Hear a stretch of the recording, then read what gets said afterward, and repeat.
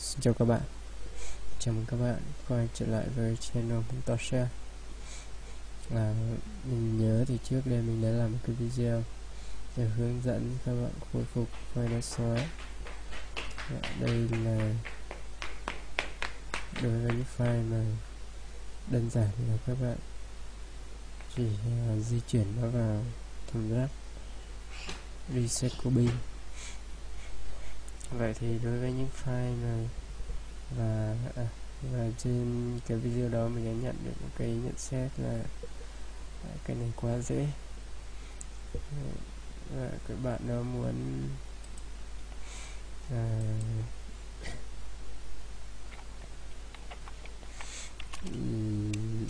là phải khôi phục những file mà đã xóa bằng cách là nhấn phím Shift ấn Delete T để xóa lại.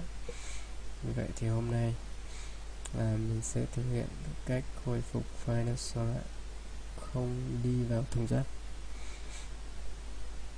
Thực hiện cái việc mà nhấn phím Shift sau đó mới ấn phím Delete để xóa một file nào đó. Ở đây mình sẽ thực hiện khôi phục hai file ảnh này để xem có được hay không nhé.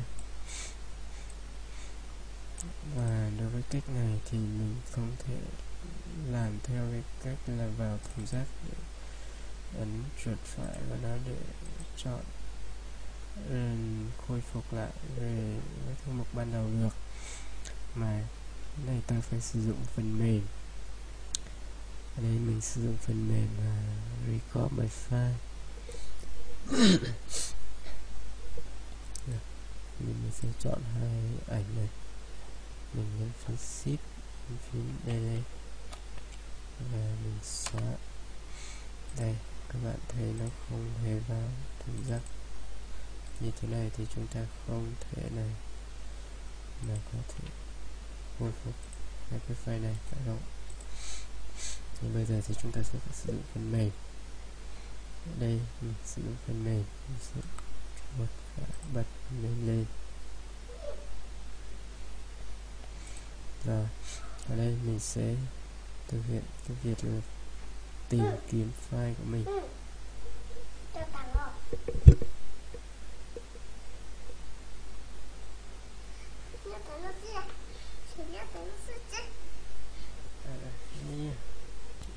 Ở đây mình sẽ thực hiện cái việc là tìm lại file đã xóa.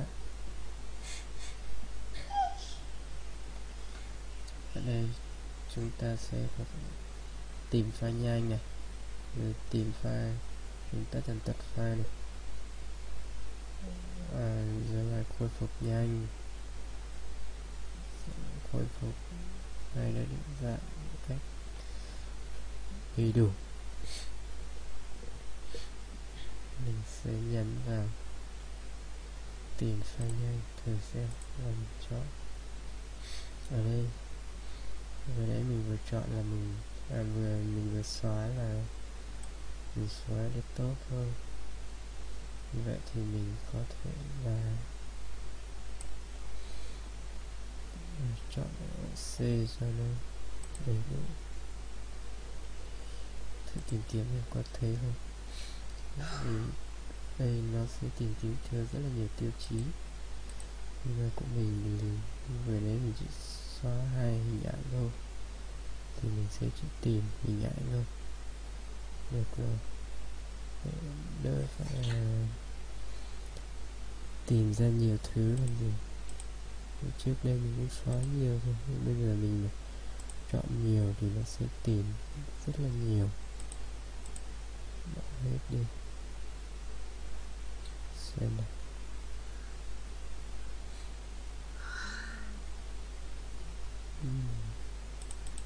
Bỏ hết file đa phương tiện đi.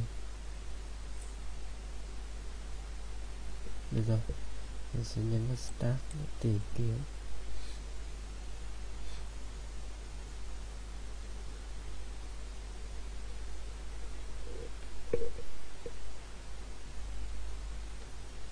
Đây nó đã tìm được 3 file, tìm được rất nhiều. Đây, tìm được rất nhiều file đây. Đây là những file mà mình đã xóa trước đây rồi, hoặc là một vấn đề nào đó nó bị sai. Bây giờ mình sẽ tìm kiếm đến hai cái file vừa nãy của mình xem có còn thấy đây không.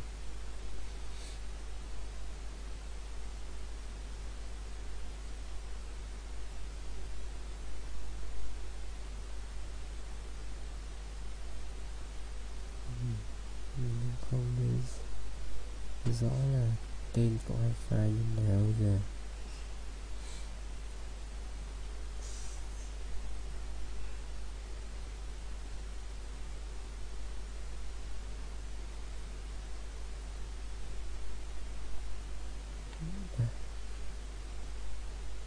Như vậy là như không có hai file của mình.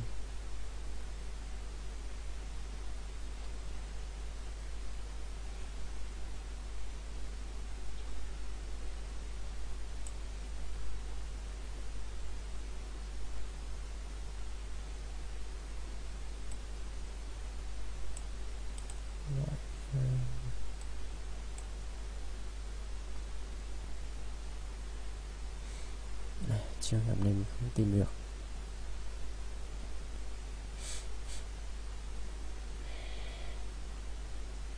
Thử xem đây, có một file, mình thử bật lưu cái file này xem nó có liên quan không. Save file. Đây mình sẽ chọn cái nơi để lưu file đó. Đây mình chọn vào picture này, picture đây.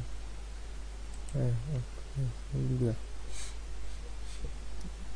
Trường hợp này là không tìm được file thì ta lại tìm lại rồi, chọn full rồi. Mình sẽ chọn lại C, chọn C này, tìm lại rồi.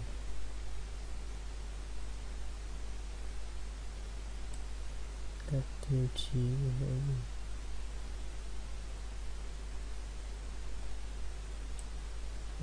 Đây có ảnh này.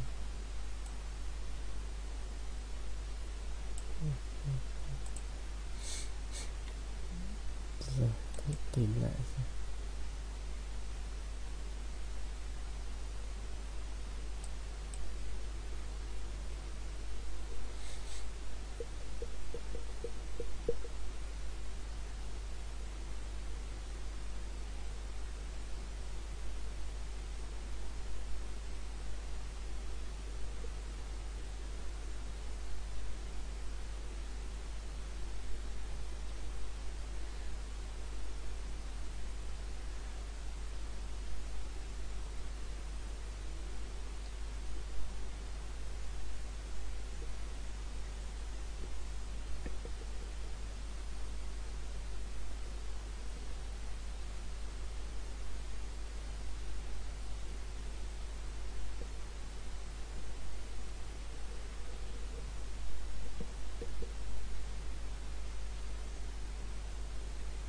Đây, như các bạn thấy đấy, như lúc đấy mình tìm kiếm theo tìm kiếm nhanh thôi thì nó tìm được cái file BMP này, chỉ có một file đây, nhưng mà bây giờ mình lại thực hiện tìm kiếm theo tìm kiếm đầy đủ. Để tìm kiếm full ấy thì nó lại tìm được rất nhiều file, có khả năng là chúng ta sẽ tìm thấy hai file mà chúng ta vừa xóa trên hình desktop này. Là có tìm thấy không thì cũng tùy thuộc vào vận may chúng ta thôi. Và tôi cũng nói luôn cho các bạn ở đây là đôi lúc ấy, thì chúng ta cũng không thể là tìm được file của chúng ta, hoặc do file đó nó đã bị hỏng, nên khôi phục lại là sẽ không còn nguyên vẹn như ban đầu.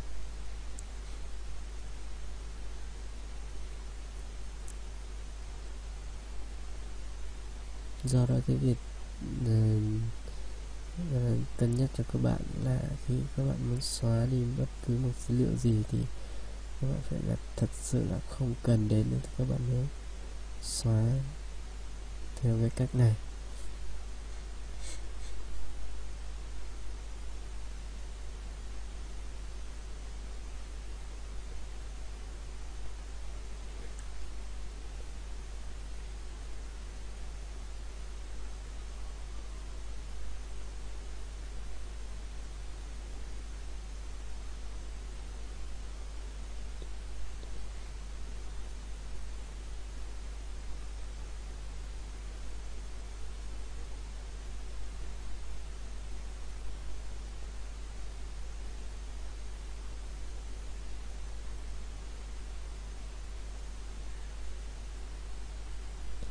Và như vậy là chúng ta đã tìm xong.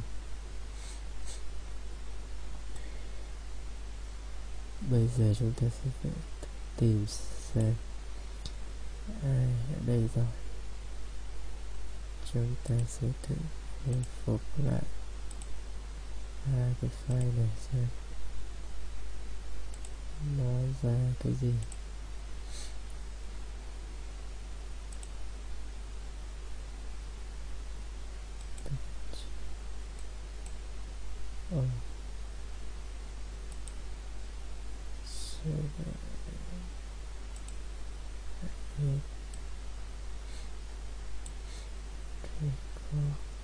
Cho ra được tốt.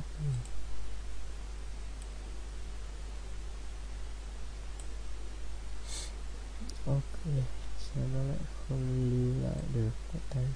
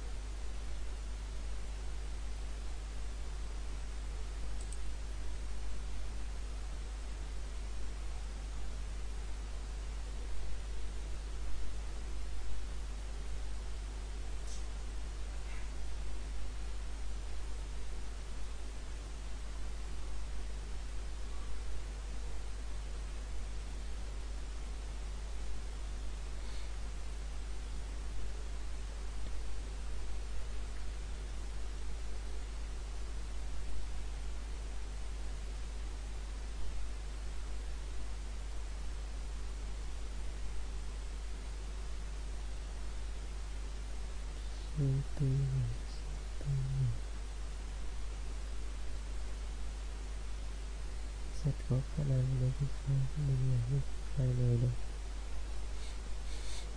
Nhưng là tại sao lại không lưu lại được?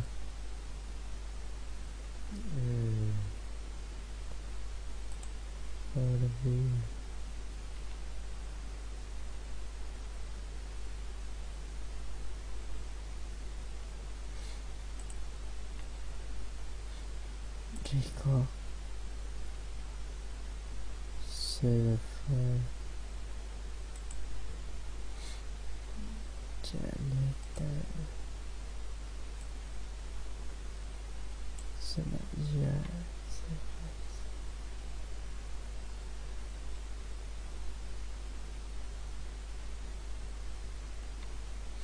đây rồi. Bạn phải lưu lại nó trên một ổ khác này. Lưu ở đây thì thấy được đây. Là lúc đấy là mình không đọc cái đấy. Bây giờ chúng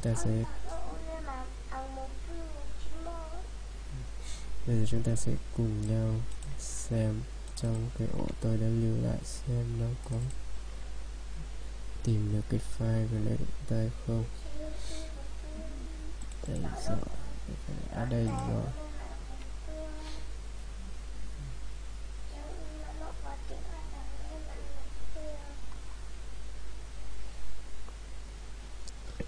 Và như vậy là chúng ta đã đã khôi phục lại được một file này.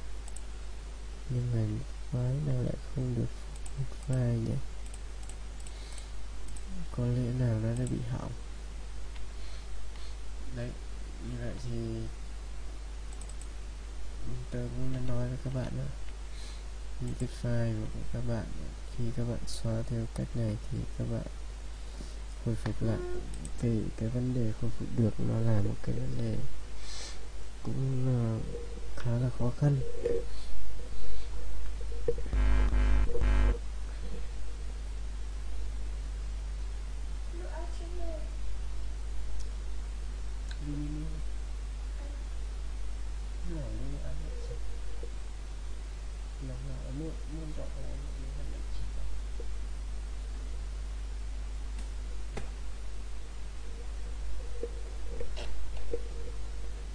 Do đó mà tôi cân nhắc các bạn phải không được xóa cái dữ liệu quan trọng hay là những cái mà ta vẫn đang cần, thì ta chỉ làm cách đơn giản là di chuyển nó vào thùng rác thôi. Vậy thì khi mà chúng ta cần, chúng ta lại có thể khôi phục một cách dễ dàng. Tuy nhiên khi mà các bạn di chuyển vào thùng rác ấy thì nó lại có một cái tác hại như thế này. Ví dụ chẳng hạn như là cái Windows của các bạn, cái ổ cài này nó đã chuẩn bị full, chuẩn bị màu đỏ như thế này đấy, thì khi đó nó lại ảnh hưởng đến cái tốc độ làm việc của cái máy tính của bạn. Do đó các bạn cũng nên cân nhắc khi chúng ta đẩy quá nhiều file vào thùng rác, mà chúng ta cài quá nhiều hệ phần mềm, rồi là cài hay là ta tải quá nhiều dữ liệu từ trên mạng xuống, thì hầu hết nó sẽ nằm ở cái mục download này rồi. Do đó nó sẽ càng ngày nó sẽ càng đầy cái ổ C của các bạn lên, và điều đó là tôi không khuyến khích các bạn cho cái ổ C của các bạn đây. Rồi, như vậy là chúng ta đã vừa mới thực hiện xong một cái video là khôi phục lại một file đã xóa vĩnh viễn khỏi máy tính. Hy vọng với cái video này thì sẽ giúp ích được cho các bạn trong một số trường hợp chẳng may các bạn format ổ cứng, hay là các bạn xóa nhầm đi một file nào đó khỏi máy tính. Và tương tự cái này nó cũng hoàn toàn khôi phục được cho các bạn trên thẻ nhớ hay là trên USB các bạn ơi. Đây là mình sẽ dừng lại tại đây thôi, và hẹn gặp lại các bạn trong những video sau.